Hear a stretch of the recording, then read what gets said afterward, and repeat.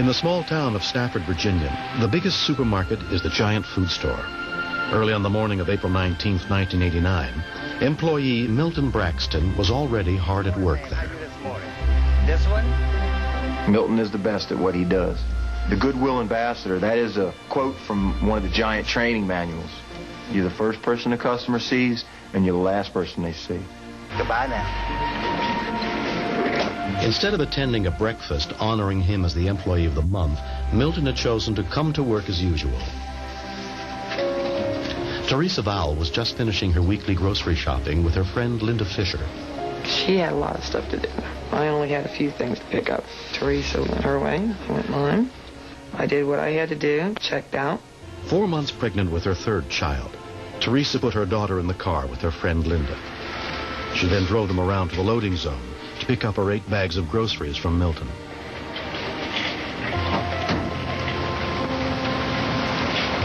How you doing today? Good. How are you? Oh, fine. Good. Oh, let me move some.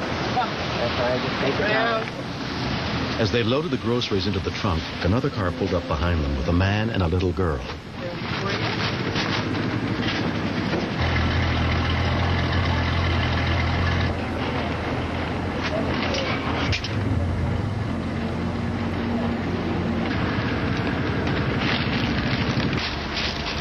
I'm going to say you got a lot of them today. I turned around, saw a little girl running around in the front seat with the car in back of us.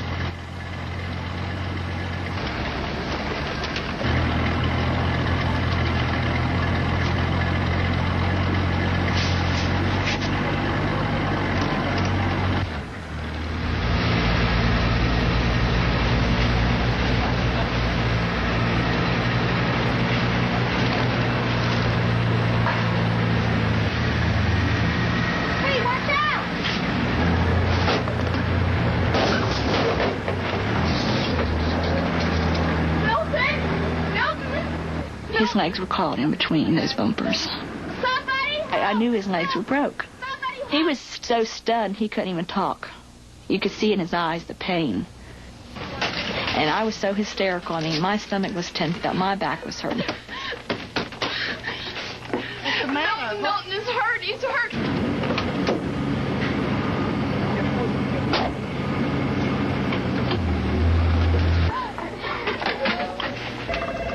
A call was placed to 911. Stafford 911 emergency.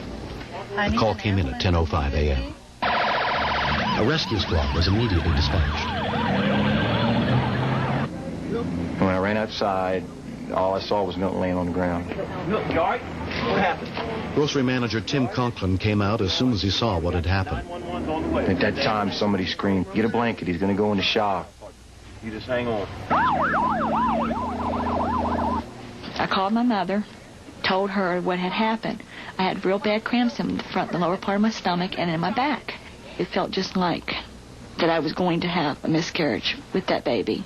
Okay, let's put that on. Outside, Teresa tried to comfort Milton. Milton said, "I can't really feel my legs, Teresa." And I said, "Well, you're going to be just fine." EMTs Bobby Talley, Lena Branham, and John Peterson arrived within a few minutes of the call. He was laying on the ground on his side. The bones were broken into and they were separated. Milton, I'm going to cut your pants leg, all right? I cut your pants. You get over it. He had to cut his pants up too, around his pocket area to put the splints on.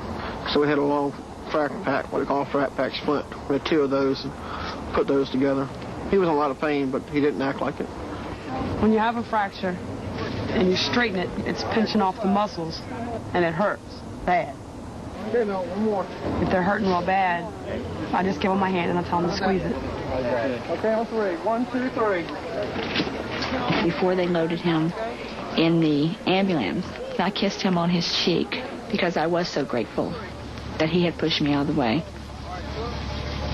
Milton asked Tim to go with him to the hospital. Milton just, ooh, his legs hurt. Oh, my legs hurt. I told him to scream, let it out. But he's not that type of person. Soft-spoken, easygoing guy. Didn't want anybody to know he was in any kind of pain. And baby's positioned to to this side. Subsequent sonograms taken by Teresa's obstetricians seemed to show nothing wrong with the fetus. But had she been hit by the car, it would almost certainly have caused a miscarriage. Milton Braxton's legs were both broken when he was struck by the car. He spent 2 weeks recuperating in the hospital. And we stuck a little red basket on the top of the safe and put a little sign on it that said Milton's mailbox. I mean, people drop 10 and 15 cards in there a day. Oh, yes, indeed. It was enough to do to cover the whole wall, and then some.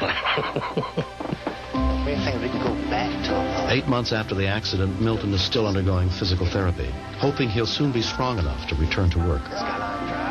Well, it's typical of him to do something like this, to out of his way to help somebody else. It wasn't surprising to me when I heard what he had done. I don't mind helping anybody.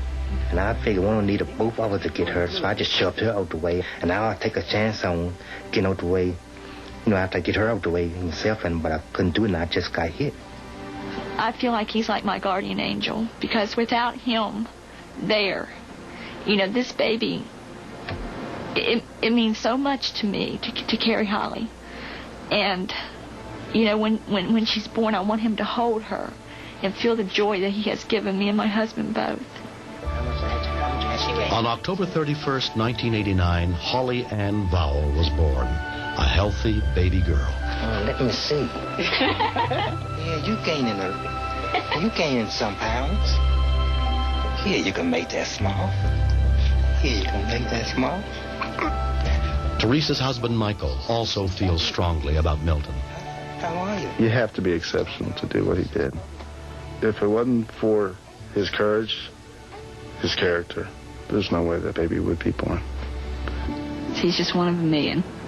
He just loves people, That's the only way to describe him. He doesn't think about himself. He thinks about others first.